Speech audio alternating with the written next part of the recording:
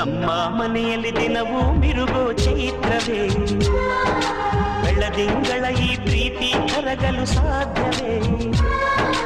ನಮ್ಮ ಮನೆಯಲ್ಲಿ ದಿನವೂ ಮಿರುಗೋ ಚೈತ್ರವೇ, ಬೆಳದಿಂಗಳ ಈ ಪ್ರೀತಿ ಕರಗಲು ಸಾಧ್ಯವೇ? ಹೆಜ್ಜೇನಿನ ಸವಿಗೂಡಿದು ಇಲ್ಲಿ ಪ್ರೀತಿಯ ಪರಮಾನ, ಪ್ರೀತಿಯ ಯಜಮಾನ.